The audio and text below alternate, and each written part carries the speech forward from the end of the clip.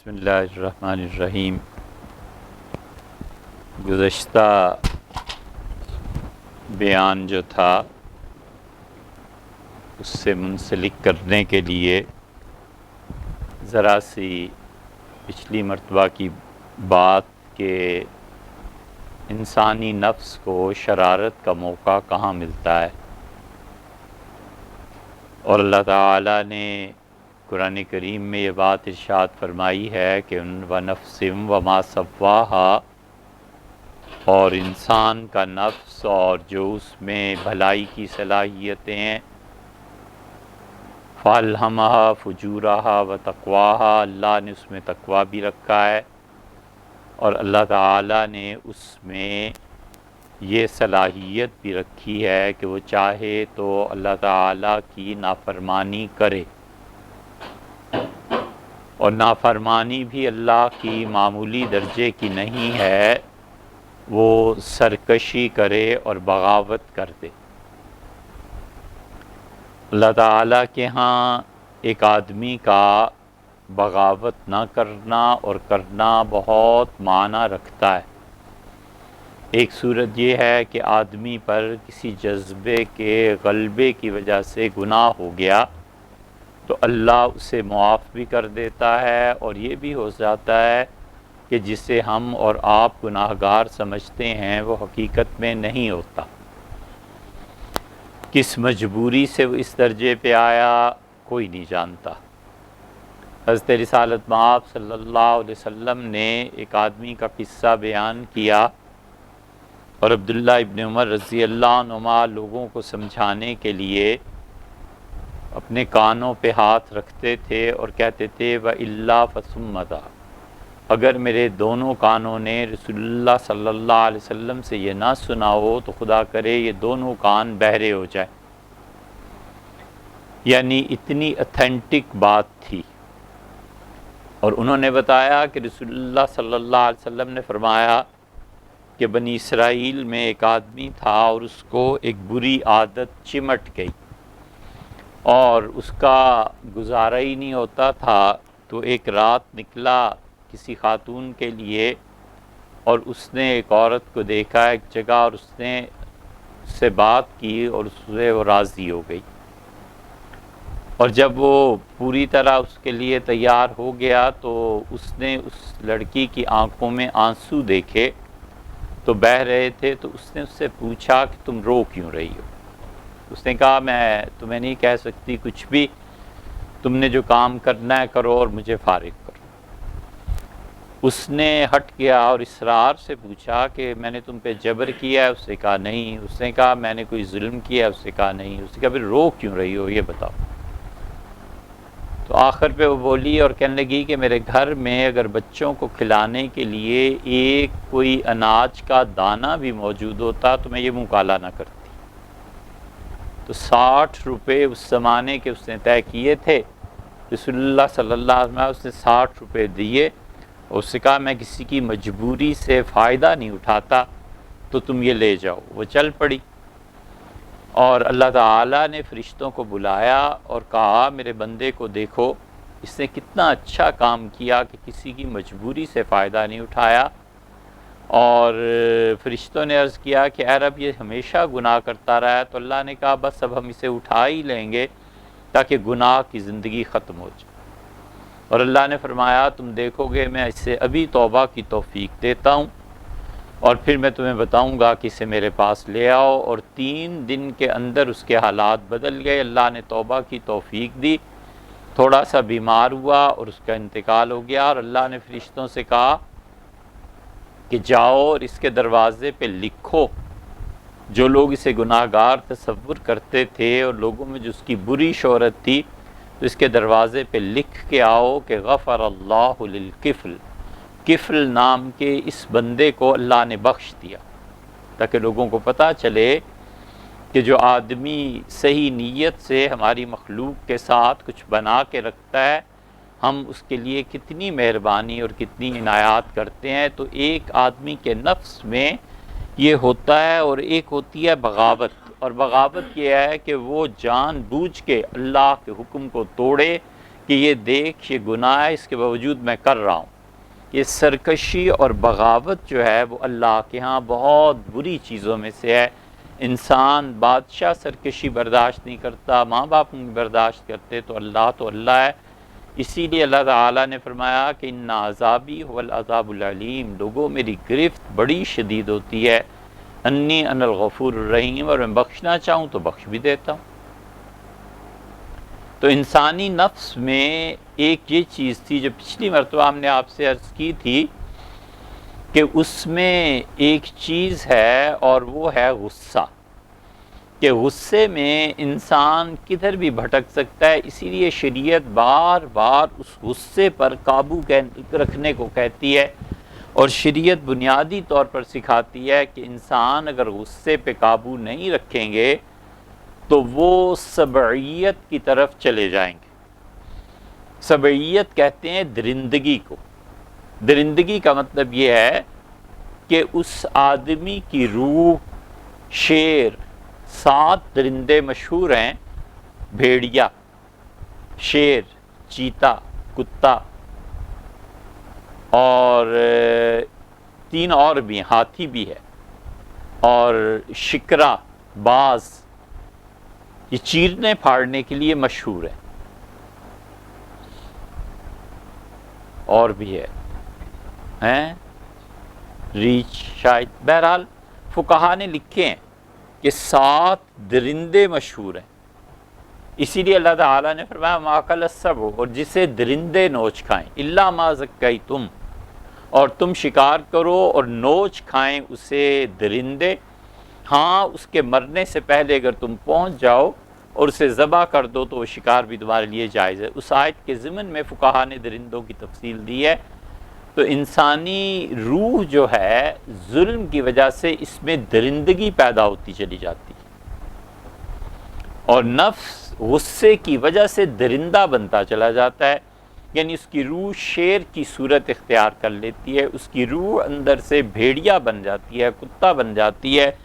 اس چیز کو اللہ تعالیٰ نے سختی سے منع کیا ہے، اور اللہ نے بتایا ہے کہ جو لوگ ایسے بن جائیں گے مرنے کے بعد ان کی روح مسخ ہو جائے گی، اور یہ بہت بڑا عذاب ہے کہ آدمی مرے اور اس کی روح انسان کی بجائے وہ کسی جانور کی شکل اختیار کر لے۔ شاہ عبدالعزیز صاحب محدث دہلوی رحمۃ اللہ نے اپنے فتاویٰ میں اور اہل تشیع میں ملا صدرہ نے اس مسئلے پہ بڑی اچھی بحث کی ہے۔ شیعہ اور سنی سب میں متفق ہے کہ آدمی کی روح مرنے کے بعد کہاں جاتی ہے۔ پھر اس بحث میں وہ لکھتے ہیں کہ اللہ کے نیک بندے، ان کی روحیں تو ایسی جگہ چلی جاتی ہیں جہاں قوموں اور ملکوں کے فیصلے ہوتے ہیں، حتیٰ کہ اللہ کا حکم نازل ہوتا ہے، اور اللہ تعالیٰ کہتا ہے باوجود اس کے کہ وہ بے نیاز ہے، وہ کہتا ہے ان ارواح سے کہ مجھے بتاؤ اس ملک کا کیا کریں، مجھے بتاؤ یہاں حکومت کس کی ہونی چاہیے، اور اللہ کا حکم ان پہ نازل ہوتا ہے۔ قرآن کریم میں جو آیت کریمہ ہے کہ اللہ کا حکم جب آتا ہے تو گھبرا اٹھتے ہیں ہمارے فرشتے، اور چیزیں ساری کی ساری گھبراہٹ طاری ہو جاتی ہے، اور پھر ایک دوسرے سے پوچھتے ہیں ماذا قال ربکم، تمہارے پروردگار نے کیا حکم دیا ہے؟ قال الحق، وہ کہتے ہیں جو بھی حکم دیا ہے وہ سچ ہے، اور پروردگار بڑا عالی شان ہے۔ اس آیت کے بھی ضمن میں ان چیزوں کی تفصیل آپ کو مل جائے گی۔ شاہ ولی اللہ رحمۃ اللہ علیہ حجت اللہ البالغہ کے آغاز میں ہی پہلی جلد میں جہاں انہوں نے بحث کی ہے کہ عالم ارواح میں کیا کیا ہوتا ہے، اس میں انہوں نے یہ لکھا ہے۔ تو وہ روحیں جو پاک ہوتی ہیں بہت دور تک ان کی اپروچ ہو جاتی ہے، اور جو آدمی ظلم اور اپنے غصے پہ قابو نہیں پاتا، اللہ تعالیٰ بچائے اور معاف کرے، مرتے ہی اس کی روح کسی نہ کسی درندے کی شکل میں چلی جاتی ہے، اور پھر اس سے وہ انسان بنے، وہ پھر اللہ ہی کو معلوم ہے کہ اس روح کو کتنا عذاب ہوگا اور انسان بنے گا۔ یہی وہ چیز ہے جو شریعت نے بتائی ہے، اور یہی وہ تصور تھا جو ہندوستان میں جو انبیاء علیہ السلام آئے تھے انہوں نے اپنی امتوں کو سمجھایا تھا، لیکن ہندو مت آہستہ آہستہ آہستہ آہستہ تبدیل ہوتا گیا۔ اب ان کے ہاں یہ تصور تناسخ کے اعتبار سے ہے کہ وہ کہتے ہیں کہ بندہ پہلے یہ ہوتا ہے، پہلے یہ ہوتا ہے، پھر 7ویں جنم میں جا کے انسان بنتا ہے۔ وہ چیز اور ہے، لیکن وہ اصل میں بیسیکلی یہیں سے جو تصور لیا گیا ہے، جو شریعت نے ان انبیاء علیہ السلام کو بتایا تھا جو ہندوستان میں آئے تھے۔ تو انسانی نفس میں سب سے تباہ کن چیز یہ غصہ ہے، اس پہ قابو پانا چاہیے اور اپنے آپ کو غصے سے بچانا چاہیے ہمیشہ۔ یہ پہلی اینٹ ہے انسانی اخلاقیات۔ دوسری چیز جو انسانی نفس میں پائی جاتی ہے وہ عقل ہے۔ اللہ تعالیٰ نے عقل کا بڑا مقام رکھا ہے، اور عقل ایسی چیز ہے کہ لوگوں کو جنت میں لے جائے گی۔ قرآن کریم میں آیا ہے کہ جہنمیوں سے فرشتے پوچھیں گے، انسان اوپر سے جھانک کے پوچھے گا کہ ما سلککم فی سقر، کون سی چیز تمہیں جہنم میں لے گی؟ ایک جگہ اللہ تعالیٰ فرماتے ہیں 4-5 مقامات پہ، ایک جگہ اللہ تعالیٰ فرماتے ہیں کہ جنت میں دوست اکٹھے ہوں گے، بات چیت کر رہے ہوں گے، اور پھر وہ کہیں گے کہ ہمارا ایک دوست بھی تھا۔ ایک آدمی کہے گا کہ ان کان لی قرین، میرا ایک دوست تھا یار، وہ جنت میں نظر نہیں آیا، پتہ نہیں اس کا کیا ہوا۔ تو آواز آئے گی کہ تم اسے دیکھنا چاہتے ہو؟ وہ کہیں گے اللہ اسے دکھا دے وہ کہاں ہے۔ تو انہیں کہا جائے گا کہ ذرا آؤ جنت کے کونے پہ اور جھانکو، اور وہ جھانکیں گے جہنم میں، تو فی سواء الجحیم، جہنم کی تہہ میں اس اپنے دوست کو جلتے ہوئے دیکھیں گے، اور اللہ کی پناہ مانگیں گے کہ پروردگار تو نے ہمیں اس کے شر سے محفوظ رکھا، دنیا میں اگر اسی کے ساتھ چلے جاتے تو آج کیا ہوتا۔ اللہ تعالیٰ نے فرمایا ہے کہ ایک تیسری جگہ بھی فرمایا ہے کہ پوچھیں گے تم جہنم میں، انہوں نے کہا کہ لو کننا نسمع او ناقل، اگر ہم خدا کی بات سنتے اور عقل سے کام لیتے، ما کننا فی اصحاب النار، ہم جہنم میں نہ آتے۔ یہ عقل اتنی بڑی چیز ہے، اور اللہ کے کسی اچھے بندے کی بات سننا، عمل کرنا اتنی اچھی چیز ہے کہ قیامت میں جہنم سے نکال لے گی، بچا دے گی۔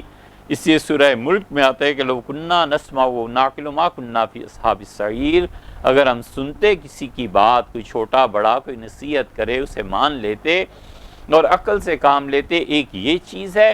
اور دوسری طرف عقل کیا چیز ہے؟ دوسری طرف عقل ایسی ہے کہ انسان کے نفس کو فریب سکھاتی ہے، اس لیے عقل پہ قابو پائے۔ عقل ہی تو سکھاتی ہے کہ اس کا مال کس طرح مارنا ہے، عقل ہی تو سکھاتی ہے کہ پلاٹ کس طرح کم کرنے ہیں، کس طرح بڑھانے ہیں، یہ اتنی سکیم ہے، ملک میں کیا اس قانون اور قانون کے مطابق کتنی زمین دینی ہے، اچھا اتنے مرلے کم کر لو۔ ملک کا قانون کیا ہے؟ سپریم کورٹ میں مقدمہ چلتا رہے گا، کون سا فیصلہ ہو جانا ہے، اتنی زمین ہر پلاٹ سے مارو اور زیادہ پلاٹ کر دو۔ وہ اس اپنے ملک کے جو قانون کی خلاف ورزی ہے، یہ عقل ہی نے سکھایا ہے کہ اس قانون کو اس طرح توڑو اور اس طرح کرو، اور عدالتوں میں مقدمے چلے جائیں گے، کس نے پوچھنا ہے؟ یہ عقل انسانی تو کام کرتی۔ کوئی بے وقوف، جاہل، مزدور، ان پڑھ تھوڑے یہ کام کر سکتا ہے کہ زمینوں کے پیمائشیں بدلتا رہے۔ یہ پڑھے لکھے لوگوں ہی کا تو کام ہے۔ یہ جو بہت اپنے آپ کو عقل مند کہتے ہیں، عوام کو دھوکہ دینا، خواص کو دھوکہ دینا، لوگوں کے لیے مال کا برآمد کرنا، حکمرانوں کو غلط راہ دکھانا، ملک اور قوم کی تباہی، یہ سب کی سب ایسی تو چیزیں ہیں۔ یہ ہے عقل انسان کی جو برباد کرتی ہے، اور عقل انسانی کو کبھی بھی اتنی چھوٹ نہیں دینی چاہیے کہ وہ دوسروں کے حق کو تلف کرے، پکڑا جائے گا۔ حکمران ہے، عقل ہی تو سکھاتی ہے کہ لوگوں کو کیسے بے وقوف بنانا ہے، اور مشیر مل جائیں، مشورہ دینے والے مل جائیں کہ عوام کو کیا پتہ چلتا ہے، آپ کو کس نے پوچھنا ہے، آپ یہ کریں۔ بنو امیہ کے زمانے میں شام سے 40 آدمی بلائے، اور خلیفہ وقت نے کہا کہ میں یہ قانون نافذ کرنا چاہتا ہوں۔ تو جو علماء تھے، اہل علم تھے، انہوں نے کہا اللہ سے ڈرو، یہ نہ کرو، یہ قانون شریعت کے خلاف ہے، اس ملک میں چلنے بھی نہیں ہم نے دینا، اور اس ملک میں یہ قانون بن بھی نہیں سکتا۔ خلیفہ وقت پہ کوئی اور نشہ چھایا ہوا تھا۔ شام سے 40 علماء آئے اس کے پاس، لمبی لمبی داڑھیاں اور پگڑیاں باندھی ہوئی، اور انہوں نے آ کے قسم کھا کے کہا کہ شریعت نے یہ مسئلہ شرعی ہے، شریعت نے کہا ہے کہ کہ خلیفہ وقت جو کچھ کرے اللہ اس سے کچھ نہیں پوچھے گا، حساب و کتاب اس کو معاف۔ تو اتنا خوش ہوا کہ سونے سے لاد دیا اور چاندی سے لاد دیا اور کہا حضرت ایسے ہی تو علماء چاہیے جو فتویٰ دیں، وہ جو ہمارے مشکلات ہیں، پرابلمز ہیں گورنمنٹ کی، اس کو سالو کرے۔ اس پہ لطیفہ بھی یاد آتا ہے۔ لطیفہ کیا، نواب صاحب تھے ایک بہت بڑے بھوپال میں، اور 5ویں شادی کر لی۔ علماء نے فتویٰ دیا، جس سے بھی پوچھا گیا ان کا حرام ہے، اور ایک جگہ گئے تو انہوں نے کہا نواب صاحب کو کہیے کہ اگر جائز سمجھ کے کی ہے تو کفر ہے، کافر ہو جائیں گے، مرتد ہو جائیں گے۔ وہ فتوے سارے ایسے ہی آئے۔ خانقاہ بھوپال میں بات پہنچی تو جو حضرت تھے خانقاہ میں، بڑے اللہ نے بڑا مقام دیا تھا اور بہت صاحب علم اور تقویٰ اور لاکھوں ان کے مرید تھے، حضرت نے فرمایا جائز ہے۔ پھر کسی نے آگے پوچھا تو فرمایا ان کے لیے جائز ہے۔ پھر کسی نے پوچھا، فرمایا میں نے کہا ہے نا ان کے لیے جائز ہے۔ نواب صاحب تک خبر پہنچی، بڑے خوش ہوئے، تحفے، تحائف، پھل اور نقد اور سب کچھ لے کے حاضر ہوئے اور کہا حضرت ہم نے 5ویں شادی کی اور آپ نے جائز قرار دیا، تو یہ علماء تو اتنے تنگ نظر ہیں، کوئی کچھ کہتا ہے کوئی کچھ کہتا ہے، حتیٰ کہ مجھے کافر کہتے ہیں۔ آپ کا علم کیا کہنے اور آپ کی وسعت ظرفی کے کیا کہنے اور آپ کی سوچ کے کیا کہنے، یہ وہ چیز ہے جس کی وجہ سے حاضر ہوا ہوں حضرت، یہ سارے ہدیے قبول کیجئے۔ تو آپ نے مہربانی کی۔ اب لوگ مجھ سے گھر والے بھی پوچھتے ہیں، پہلی بیویاں بھی پوچھتی ہیں کہ 5ویں کیسے جائز ہے، تو ذرا دلیل اگر پتہ چل جاتی تو انہیں بھی تسلی ہو جاتی۔ حضرت عمران نواب صاحب یہ سب کچھ لے جائیے، 5ویں آپ کے لیے جائز ہے۔ ہم نے کہہ دیا، اب دلیل کیوں سننا چاہیے؟ اس کا حضرت گھر والوں کو بھی بچوں کو بھی سمجھانا ہوتا ہے، تو انہوں نے کہا کہ جس دن انگریزوں نے بھوپال پہ قبضہ کیا تھا نا، اور آپ نے یہ کہا تھا کہ ہم انگریزوں کا قانون چلائیں گے اور شریعت کا قانون کچھ چیز نہیں ہے، تو ہم نے اسی دن کہہ دیا تھا کہ آپ مرتد ہو گئے۔ تو مرتد کافر آدمی کے لیے 5 کیا اور 6 کیا، 7 کیا اور 8 کیا، یہ اٹھائیے، اور آپ تو ہمارے نزدیک اسی وقت مرتد ہو گئے تھے۔ تو اس لیے ایک یہ چیز بھی ہے کہ آدمی یہ سوچے کہ عقل کس طرح استعمال کر رہا ہے۔ عقل میں بہت چیزیں آتی ہیں، عقل نئے سے نئے ہیلے اور بہانے گھڑتی ہے اللہ کی نافرمانی کے۔ کون آدمی ایسا ہے جو اللہ کی نافرمانی کرے اور عقل اسے دلیل فراہم نہ کرے؟ عقل دلیل فراہم کرتی ہے۔ انسانی نفس اندھا ہے، اسے دلیل نہیں آتی۔ عقل کے کمال یہ ہے کہ وہ خدا کی نافرمانی کا بھی جواز گھڑتی ہے، جواز پیدا کرتی ہے کہ اللہ کی یہ نافرمانی اس وجہ سے کر رہا ہوں، اے خدا یہ اس وجہ سے کر رہا ہوں، اے خدا اس وجہ سے کر رہا ہوں۔ اسی لیے اللہ نے کیا کمال کی بات فرمائی ہے۔ اللہ فرماتا ہے بل الانسان علی نفسہ بصیرہ، اور لوگوں انسان اپنے آپ کو اچھی طرح جانتا ہے، ولو القی معاذیرا، اگرچہ گناہ پہ وہ کتنے ہی دلائل لائے لیکن اس کا ضمیر اندر کا جانتا ہے کہ یہ گناہ جائز تھا یا ناجائز۔ تو دوسری چیز جو انسان کی شخصیت کو تباہ کرتی ہے اور اللہ کے نزدیک جانے کے راستوں کو منقطع کرتی ہے، وہ عقل ہے۔ عقل جب انسانی عقل اعتدال میں رہتی ہے، پھر وہ خوشی کے موقع پہ خوشی کا اظہار ہے، غم کے موقع پہ غم کا اظہار ہے، سچی بات سچی ہے، غلط بات غلط۔ سیدنا ابوبکر رضی اللہ عنہ نے خالد ابن ولید رضی اللہ عنہ کو مقرر کیا، اور خالد رضی اللہ عنہ واحد آدمی تھے جنہوں نے کبھی شکست نہیں دیکھی، کبھی بھی۔ حضور اقدس صلی اللہ علیہ وسلم کے مقابلے میں وہ ایک دفعہ آئے تھے، اور مسلمانوں میں 70-80 آدمی شہید کر کے چلے گئے۔ پھر رسول اللہ صلی اللہ علیہ وسلم کے سامنے وہ آئے ہی نہیں۔ حدیبیہ میں آئے تھے، اور نبی کریم صلی اللہ علیہ وسلم نے حدیبیہ میں خالد رضی اللہ عنہ ادھر سے اور ادھر سے حضرت عمر رضی اللہ عنہ، یہ دونوں لڑنا چاہتے تھے کہ اسلام کی فوج، عمر رضی اللہ عنہ چاہتے تھے لڑائی چھڑے کسی طرح، انہیں مزہ چکھائیں، اور خالد رضی اللہ عنہ آئے اور وہ بھی اس موڈ میں تھے کہ کسی طرح لڑائی چھڑے۔ تو رسول اللہ صلی اللہ علیہ وسلم ظاہر ہے کہ سیدنا عمر رضی اللہ عنہ ہی کو کنٹرول کر سکتے تھے۔ ایک موقع پہ بڑا سخت جملہ فرمایا حضرت عمر رضی اللہ عنہ، فرمایا عمر تم لوگوں کو آزمائش میں ڈالنا چاہتے ہو، جنگ شروع کرنا چاہتے ہو۔ لیکن حضور اقدس صلی اللہ علیہ وسلم جانتے تھے کہ خالد کا توڑ کرنا چاہیے، اور آپ نے کر لیا۔ خالد رضی اللہ عنہ نے ان کی خالہ انہیں لے گئی تھی بچپن میں، اور خالہ نے پرورش کی تھی، میمونہ ان کی خالہ تھی، اپنی ماں سے زیادہ خالہ کے پاس چونکہ پلے بڑے تھے تو خالہ سے بڑی محبت تھی خالد رضی اللہ عنہ کو، کوئی کام نہیں کرتے تھے اپنی خالہ سے پوچھے بغیر۔ رسول اللہ صلی اللہ علیہ وسلم سوچ میں تھے کہ کس طرح خالد کو قابو کیا جائے۔ یہ نبی کریم صلی اللہ علیہ وسلم کی سیاسی بصیرت جو ہے نا، کمال کی بات ہے اس میں۔ اور میمونہ رضی اللہ عنہ بیوہ ہو گئی۔ حضور صلی اللہ علیہ وسلم کے چچا عباس وہاں تھے مکہ میں، اور آپ نے چچا کو کہا کہ میمونہ سے میرا نکاح کرا دے۔ میمونہ رضی اللہ عنہ 1000 مرتبہ قابل احترام، لیکن رسول اللہ صلی اللہ علیہ وسلم کا مقصد کیا تھا؟ مقصد یہ تھا کہ نبی کریم صلی اللہ علیہ وسلم نے عباس رضی اللہ عنہ نے پیغام بھجوایا کہ بھتیجے آ جاؤ، نکاح کے لیے تیار ہیں۔ رسول اللہ صلی اللہ علیہ وسلم نے اتنی جلدی کی اس نکاح میں کہ کہیں ارادہ نہ بدل جائے، کہیں کوئی اسے بہلا پھسلا نہ دے۔ آخر لوگ ہوتے ہی ہیں ایسی باتیں کرنے والے۔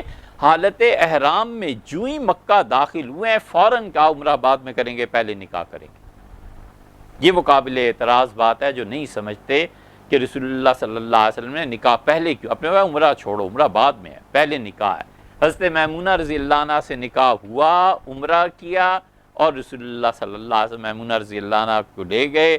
خالد رضی اللہ عنہ کی گویا دنیا اجڑ گئی کہ ماں چلی گئی۔ اب وہ جدھر جاتے تھے اکیلے، جو کام کریں اکیلے، کہاں برداشت کر سکتے تھے؟ وہ 6-7 مہینے بس برداشت کیا۔ پھر ابو جہل کے بیٹے اکرمہ سے کہا، پھر عمر بن العاص رضی اللہ عنہ سے کہا، اکرمہ تو نہیں مانے، عمر بن العاص، پھر تیسرے ان کے چوتھے دوست تھے عثمان، جن کے پاس بیت اللہ کی چابی تھی، انہیں کہا کہ یار چلو اسلام قبول کر لیتے۔ ان کے بڑے بھائی ولید پہلے ہی مسلمان تھے۔ خالد رضی اللہ عنہ کو خالہ کی کشش لے گئی، اور رسول اللہ صلی اللہ علیہ وسلم جانتے تھے کہ خالد کے نصیب میں ہی شکست نہیں۔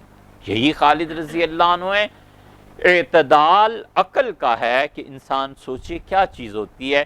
حضرت بکر رضی اللہ عنہ نے بھیج دیا، اور ایک موقع پہ انہیں فتح حاصل ہوئی، اور فتح کے بعد جو خواتین آئی ہیں ان میں سے ایک حضرت خالد بن ولید رضی اللہ عنہ نے قاعدے اور قانون کے مطابق رکھ لی۔ غنیمت کا مال انہوں نے تقسیم کیا، اور قیادت ان کے پاس تھی۔ یہ باتیں جب مدینہ منورہ میں پہنچی تو عمر رضی اللہ عنہ نے شورا میں بیٹھ کے کہا تو بکر رضی اللہ عنہ سے، آپ کی حکمرانی میں یہ ہوگا؟ خالد نے غنیمت کے مال کی تقسیم صحیح نہیں کی۔ آپ انہیں پوچھیں کہ غنیمت کا مال جو سرکاری ہے پہنچنا چاہیے تھا، خزانے میں کیوں نہیں پہنچا؟ اور اس لڑکی سے جو انہوں نے لے لیا ہے اور شادی ہو گئی ہے یہ ٹھیک نہیں ہے، آپ انہیں سزا دیں اس چیز کی، اور قیادت ان کی ختم کریں۔ مسلمانوں کی قیادت کیا ایسے لوگوں کو دی جائے گی؟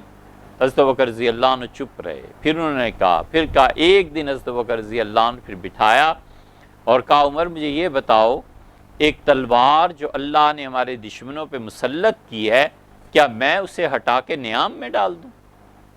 کیا چاہتے ہو؟ سیدنا عمر رضی اللہ عنہ چپ ہو گئے۔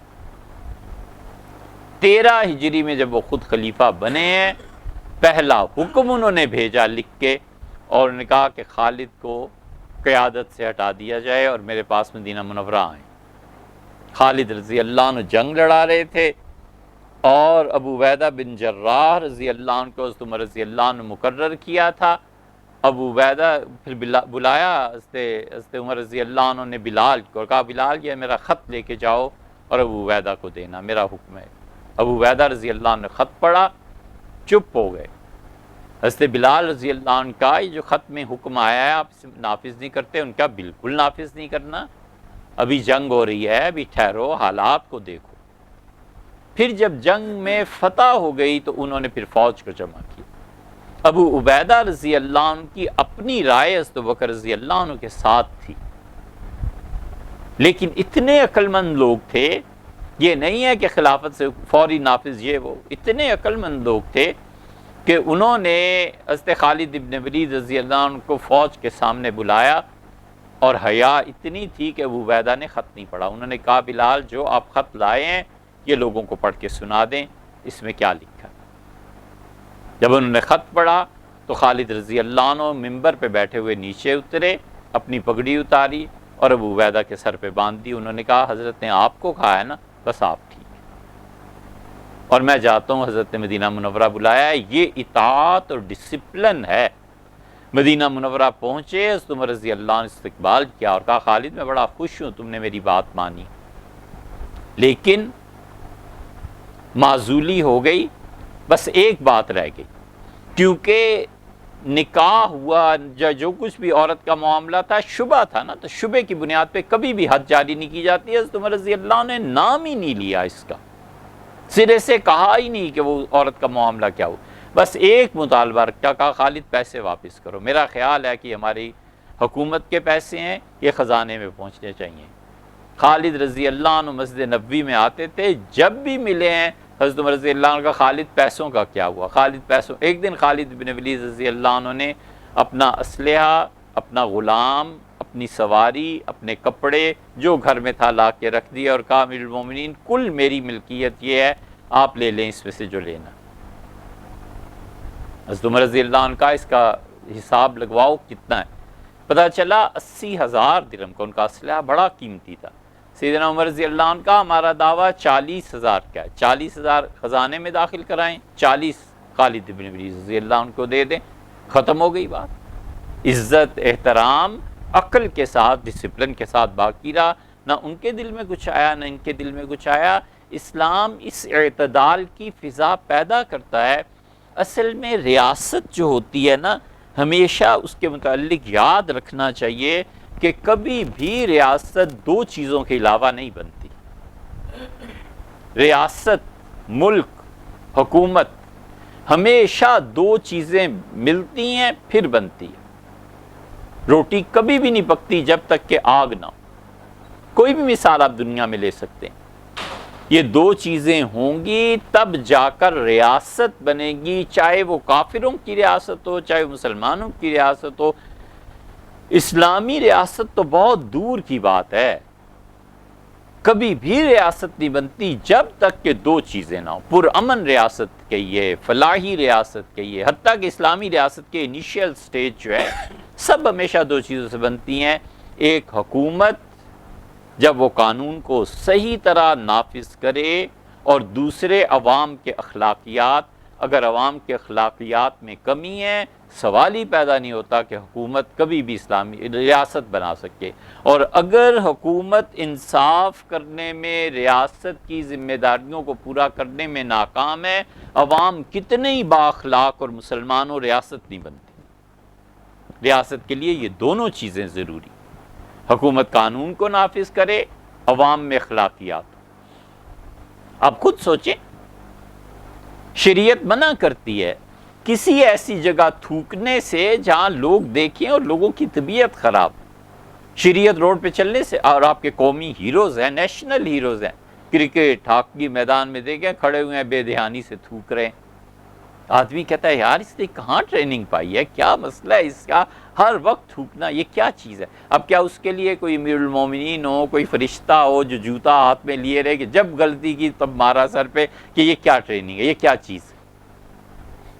عوام کے اخلاقیات، عوام کے اخلاقیات جب تک نہیں بنتے حکومت کچھ نہیں کر سکتی۔ ایک آدمی جھوٹ بولتا ہے، اس کی کیا سزا آپ دیں گے؟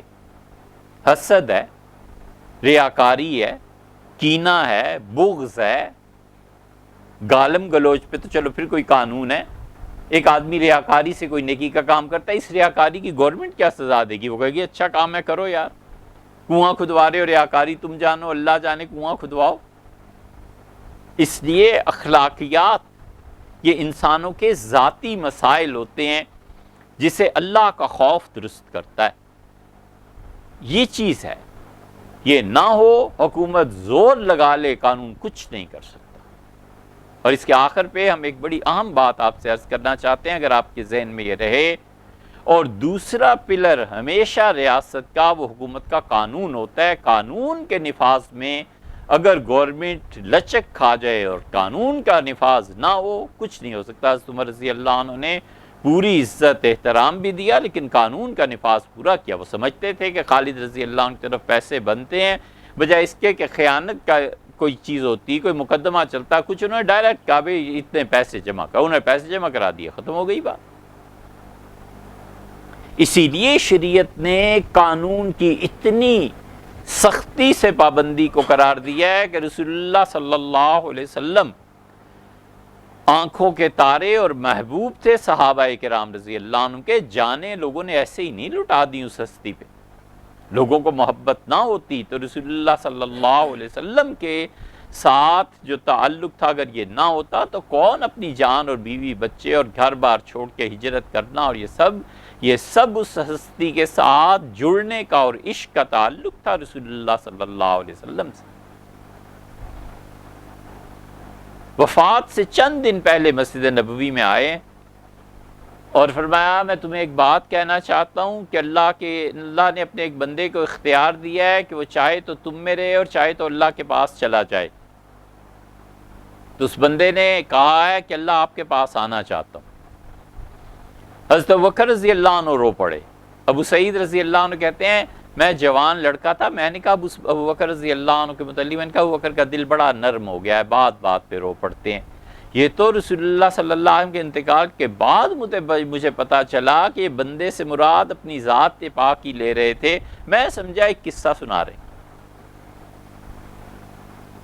اور آپ کھڑے ہوئے، آپ نے کہا، اس نے کہا ہے کہ اللہ میں تیرے پاس آؤں، اور لوگوں وہ جانے سے پہلے میں تمہیں بتانا چاہتا ہوں کہ مجھ پہ کسی کا کوئی حق بنتا ہو تو لے لو۔ لوگ اٹھے، ایک آدمی نے کہا آپ نے 2 درہم میرے دینے ہیں، رسول اللہ صلی اللہ علیہ وسلم وہ کر ادا کر دیں 2 درہم میری طرف سے۔ یہ انصاف ہی تو ہے کہ اپنی ذات کو پیش کر دیا۔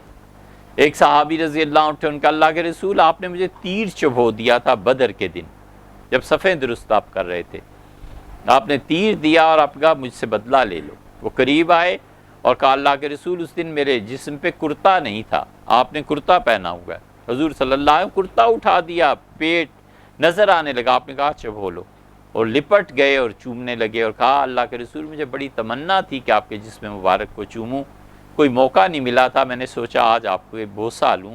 حضور اقدس صلی اللہ علیہ وسلم محبت، تعلق، اپنے آپ کو پیش، انصاف اس قدر سرایت کر گیا تھا کہ بڑے بڑے لوگ اس انصاف سے کانپتے اور ڈرتے تھے، جانتے تھے کہ بالکل انصاف۔ حضرت عمر رضی اللہ عنہ کو عدالت نے بلا لیا، جمعہ پڑھانے آ رہے ہیں، ایک چوزہ ذبح کیا ہے، مرغا ذبح کیا ہے کسی نے، اور پانی بہا دیا ہے، پر نالے سے جب پانی نیچے آیا تو اس میں خون تھا، ان کے کپڑے ناپاک ہو گئے، تو انہوں نے اپنے غلام سے کہا کہ یہ کیا ہے، گلی میں لوگ بھی تو گزرتے ہوں گے، کپڑے لوگوں کے ناپاک ہوتے ہوں گے، اس پر نالے کو اکھیڑ دو، اور خود گئے کپڑے تبدیل کر کے آئے، جمعہ پڑھایا، اور نماز کے بعد نوٹس آ گیا، آدمی آ گیا کہ عدالت بلا رہی ہے۔ سیدنا عمر رضی اللہ عنہ کا کیا ہے، ان کا عباس رضی اللہ عنہ آپ کے خلاف دعویٰ کیا ہے کہ میرے گھر کا پرنالہ میری اجازت کے بغیر کیوں کھیڑا گیا، میری اجازت لینی ضروری تھی۔ چلے گئے عدالت، حضرت زید رضی اللہ عنہ قاضی تھے، حضرت عباس رضی اللہ عنہ کا عمر تم جانتے ہو یہ پرنالہ میرے بھتیجے حضرت محمد صلی اللہ علیہ وسلم نے اپنے ہاتھوں سے میرے مکان پہ لگایا تھا، اور رسول اللہ صلی اللہ علیہ وسلم کی لگائی ہوئی چیز اور آپ اکھیڑ دیں۔ حضرت عمر رضی اللہ عنہ کا مجھے اول تو معلوم نہیں تھا، اور معلوم ہوتا بھی تو بھی اس طرح یہ معاملہ ہے، تو حضرت زید رضی اللہ عنہ کا پرنالہ واپس لگایا جائے اور عباس رضی اللہ عنہ سے اجازت لی جائے۔ عباس رضی اللہ عنہ کا بس میں یہی چاہتا تھا انصاف ہو جائے، باقی عمر نے ٹھیک کیا، لوگوں کے کپڑے خراب۔ یہ مزاج تھا انصاف کو قبول کرنے کا، معاشرہ چاہتا تھا کہ انصاف ہو، میرے خلاف بھی فیصلہ ہو تو بھی میں قبول کر لوں، میرے حق میں فیصلہ ہو تو بھی میں قبول کر لوں۔ جس مملکت میں لوگوں کا مزاج یہ بنایا جائے کہ قانون توڑ دو تمہیں کوئی کچھ نہیں کر سکتا، تو پھر انسانی اخلاقیات سب تباہ ہو جاتی ہیں۔ یہ ریاست کے 2 ستون ہیں، عوام کے اخلاقیات اور حکومت کا قانون کو نافذ کرنا۔ اور بڑی خطرناک بات جو آپ سے عرض کرنا چاہتے ہیں وہ یہ ہے کہ یورپ، امریکہ تو کم، لیکن یہ جو سویڈن وغیرہ یہ جو کنٹریز ہیں نا، ان سب میں انسانی اخلاقیات اس درجے پہ پہنچ گئی ہیں کہ انسانی اخلاقیات قانون کی شکل اختیار کر لیں گی، ان کے قانون بن جائے گا۔ اور جس دن ان کے ہاں انسانی اخلاقیات قانون کے تحت آ گئی، اس کا مطلب ہے کہ انسانی معراج جو اخلاقیات کی ہوتی ہے وہ پوری ہو۔ جھوٹ بولنے پہ سزا ہونے لگے، حسد کے گواہی مل جائیں اور گواہیاں مل جائیں اور اس پہ سزا ہونے لگے، یہ انسانی اخلاقیات کا کمال ہے۔ اس لیے انسانی عقل، یہ نفس اسے خراب کرتا ہے۔ ہمیشہ غصے کو قابو میں رکھنا اور انسانی عقل کو وحی کے تابع رکھنا کہ میری عقل میں تو یہ آتا ہے کہ یہ گھر اس طرح نہیں اس طرح کر دیا جائے۔ کیا شریعت اجازت دیتی ہے؟ عقل اور سمجھ میں آتا ہے کہ میں اتنے پیسے بیٹی کو دے دوں کیونکہ بیٹی معاشی اعتبار سے کمزور ہے۔ شریعت کیا کہتی ہے؟ بیٹے کو دینے ہیں کہ نہیں دینے؟ بیٹا جو ہے اس کو یہ مکان دے دوں۔ عقل میں آتی ہے بات کہ ٹھیک ہے، میرا نام، نسب، حویلی، آگے میرا سلسلہ اولاد کیا چلے گا، اور بیٹی کو دے دوں اور وہ پیسے کسی اور خاندان میں چلے جائیں اور یہ ہو جائے اور وہ ہو جائے۔ یہ چاہے کتنا ہی عقل میں آتا ہو، شریعت کیا کہتی ہے؟ عقل کو جب آدمی وحی کے تابع رکھتا ہے تب بات بنتی ہے۔ اس وقت بھی ہمارے ملک میں آپ سندھ میں چلے جائیں، کتنے وڈیروں کو ہم نے دیکھا، اللہ معاف فرمائے اور اللہ تعالیٰ اپنی گرفت سے محفوظ رکھے، عذاب نہ آئے خدا کا تو اور کیا ہو۔ خدا کا عذاب انہی وجہوں سے آتا ہے۔ بچیاں جوان ہوئی، اس کی جھولی میں جا کے قرآن رکھ دیا کہ تمہاری شادی قرآن سے ہوگی۔ وہ بچی نے ہاں کر دی، اب وہ قرآن پڑھتی رہتی ہے، عبادت کرتی رہتی ہے اور گھٹ گھٹ کے مر جاتی ہے۔ اس کا نکاح قرآن سے کر دیا ہے اور ساری جائیداد بیٹوں کے پاس چلی گئی، اس لیے کہ داماد کے پاس اگر جائیداد چلی جاتی، شرن تقسیم ہوتی، بیٹی کو حصہ مل جاتا تو جاگیرداری ٹوٹ جاتی نا ساری۔ یہ اب تک ہوتا ہے۔ کوئی ہے جو اس قانون کو عملاً نافذ کر کے دکھائے کہ ان بچیوں کو کہے کہ کوئی قرآن سے شادی نہیں ہوتی، سب فضول اور بیہودہ چیزیں ہیں، اور وراثت تقسیم کرو سیدھی طرح، تمہاری بیٹیاں بھی ہیں اور بیٹے بھی ہیں، اور جبراً اور قانون کے مطابق جیل میں ڈال دے۔ کہاں ہے یہ قانون؟ اور کہاں اگر بنا بھی ہے تو کون سا اس کا نفاذ ہے؟ اس لیے ہمیشہ عقل انسان کو تابع رہنا چاہیے وحی کے۔ جتنا وحی کے وہ تابع رہتا ہے اتنا ہی ٹھیک رہتا ہے۔ نبی کریم صلی اللہ علیہ وسلم نے، آپ کبھی اس پہلو پہ غور کیجئے گا، لوگوں نے غالباً ابھی اتنا زیادہ لکھا نہیں، رسول اللہ صلی اللہ علیہ وسلم انسانی نفسیات جو ہے نا بہت مہارت تھی، امام تھے انسانی نفسیات کو سمجھنے میں کہ لوگوں پہ حالات کیسے گزرتے ہیں، لوگوں کے ساتھ ڈیلنگ کیا ہے۔ صحابہ کرام رضی اللہ عنہ میں سے ایک گروہ ہے، وہ کہتے ہیں ہم لڑکے تھے اور ہماری شادیاں نئی نئی ہوئی تھیں اور ہم سب کو بڑا شوق تھا کہ حضرت رسالت مآب صلی اللہ علیہ وسلم کی خدمت میں حاضری دیں، زیارت کریں۔ تو رسول اللہ صلی اللہ علیہ وسلم کی خدمت میں ہم حاضر ہوئے مدینہ منورہ میں، نبی کریم صلی اللہ علیہ وسلم بڑے خوش ہوئے، ہمیں کھانے کھلائے، اپنے پاس بٹھایا۔ 16واں دن جب ہمیں ہوا تو فرمایا کہ تمہیں یاد تو آتی ہوگی اپنی بیویوں کی، تو ہم ہنس پڑے۔ آپ نے فرمایا بس یہ ملاقات کافی ہے، اب اپنے گھروں کو چلے جاؤ اور پھر کبھی آ جانا۔ یہ انسانی نفسیات نہیں تو اور کیا ہے؟ فرمایا یاد آتی ہوگی، اب چلے جاؤ پھر آ جانا۔ اتنا زیادہ انسانی نفسیات کا خیال تھا کہ فرمایا تم میں سے کسی پہ غم طاری ہو جائے، تم میں سے کسی پہ، یہ عورتوں میں بھی آواز جائے، اچھا، فرمایا تم میں سے کسی پہ دکھ طاری ہو جائے تو اس کو تلبینہ پلاؤ۔ یہ جو بات ہے نا، یہ اپنی خواتین کو ضرور سنائیے۔ حضرت عائشہ رضی اللہ عنہ کے زمانے میں غالباً ایک مستدرک حاکم کی روایت ہے، ایک بھائی اس کا انتقال ہو گیا، وہ عورت کو بڑا تعلق تھا اپنے بھائی سے، روتی رہتی تھی۔ ام المومنین حضرت عائشہ رضی اللہ عنہ نے کہا کہ جب غم کی حالت طاری ہو جائے، آپ کہتے ہیں نا ڈپریشن، مایوسی، یہ حالتیں طاری ہو جائیں تو رسول اللہ صلی اللہ علیہ وسلم حکم دیتے تھے، فرماتے تھے اسے تلبینہ پلاؤ اور اس سے سکون آ جائے گا اسے، اور یہ اس کا علاج۔ تلبینہ بخاری میں روایات آتی ہیں، رسول اللہ صلی اللہ علیہ وسلم تلبینہ پلانے کا حکم دیتے تھے ان لوگوں کو جن کی طبیعت میں مایوسی غالب آ جائے، دکھ غالب آ جائے، تکلیف غالب آ جائے، فرمایا انہیں پلاؤ۔ تلبینہ کیا چیز تھی؟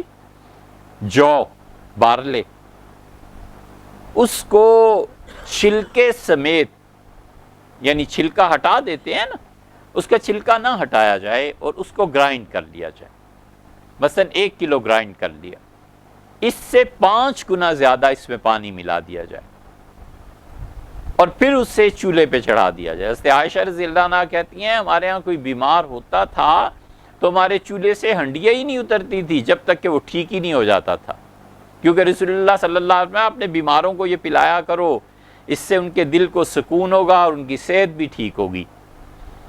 اسے ہنڈیا کو چڑھا دیا جائے جو بھی، اور کھولایا جائے اتنا کہ اس میں 1 کلو وہ تھا، 4 کلو پانی پڑ گیا تو 5 ہو گیا نا، اب 4 کلو اس میں سے 4 کلو پانی ہے تو 3 کلو خشک ہو جائے،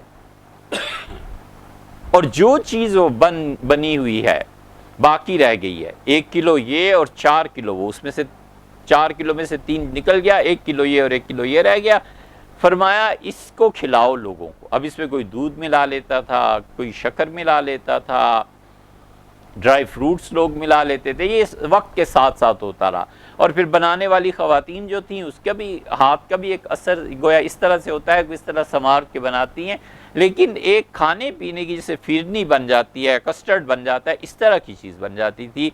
رسول اللہ صلی اللہ علیہ وسلم نے یہ علاج بتایا ہے غم اور دکھ کا، اس لیے کہ انسانی نفسیات میں جب غم اور دکھ بیٹھ جاتا ہے ترقی کے کام رک جاتے ہیں۔ اسی لیے شریعت کہتی ہے کہ تعزیت 3 دن تک جائز ہے۔ شریعت کہتی ہے جنازہ پڑھ لیا، اب تعزیت کے لیے نہیں جانا، اب اپنے گھر جاؤ، اس لیے کہ اس آدمی سے بار بار جو تعزیت کرو گے تو وہ جو اس آدمی کو مول چڑھ رہا ہے، آہستہ آہستہ غم ہلکا ہو رہا ہے، آپ نے پھر جا کر تازہ کر دیا، منع کیا۔ شریعت کہتی ہے جنازہ پڑھ لیا، بس اب کوئی تعزیت نہیں، گھر جاؤ، اور تعزیت 3 دن تک کے لیے۔ اور خوشی کی خبر، خوشخبری 10 سال بعد بھی مبارکباد دی جا سکتی، دوست سے ملاقات ہوئی، 10 سال بعد ملا، اچھا تمہارے بچے اتنے بڑے ہو، یار مبارک ہو، تمہارا بیٹا اتنا اچھا ہے، فلاں بیٹی اتنی اچھی، اتنا پڑھ گئی۔ شریعت بشارت کو کہتی ہے ساری عمر دیتے رہو، غم اس کو محدود کرو، اس کو ختم کرو، کیونکہ انسانی طبیعت پہ غم کا اثر پڑے گا اور کاروبار زندگی رک جائے گا۔ سیدنا عمر رضی اللہ عنہ کو اتنا اللہ نے مقام دیا تھا، حج کے بعد وہ بیت اللہ میں بار بار آتے تھے اور کہتے تھے لوگوں سے کہ چلو اب نکلو یہاں سے اور جاؤ اور تجارت کرو۔ کسی نے کہا امیر المومنین یہ لوگ تو عبادت کے لیے رہتے ہیں، فرمایا تم کہتے ہو نا عبادت کے لیے رہتے ہیں، میں اگر ان لوگوں کو کھلا چھوڑ دوں اور اس طرح یہ عبادت کے لیے بیٹھنے لگے تو تم دیکھو گے حرم بھر جائے گا اور مسلمانوں کی تجارت اور کاروباری زندگی رک جائے گا۔ انہیں چاہیے کہ یہ لوگ جائیں شہروں میں اور اپنے کاروبار کریں، عبادت کے لیے پھر کبھی آئیں۔ یہ وہ چیز تھی۔ ایک جگہ فرمایا کہ یہ عبادت کے لیے بیٹھ جائیں گے اور مکہ والے انہیں کھانا لا کے دیتے رہیں گے تو لوگ کسب نہیں کریں گے، کمائیں گے نہیں، دوسروں کے کھانوں پہ پلتے رہیں گے، منع کر دیا انہوں نے۔ یہ سب چیزیں ایسی ہیں جو انسانی عقل سے اور نفسیات سے تعلق رکھتی ہیں، اس لیے انسان کو ہمیشہ چاہیے کہ وہ اپنی عقل کو وحی کے تابع رکھے۔ جب وحی کے تابع رکھے گا تو نتیجہ یہ ہے کہ وہ انسان ٹھیک ہو جائے گا۔ ایک چیز انسانی نفس میں جو شرارت پیدا کرتی ہے، غصہ ہے، اس کو قابو میں رکھے۔ دوسری چیز عقل ہے جو انسانی طبیعت کو خراب بھی کرتی ہے، سنوارتی بھی ہے، بگاڑتی بھی ہے، اس کو وحی کے تابع رکھے۔ اور تیسری چیز بھی ہے، انشاءاللہ آئندہ نشست میں وہ بات عرض کریں۔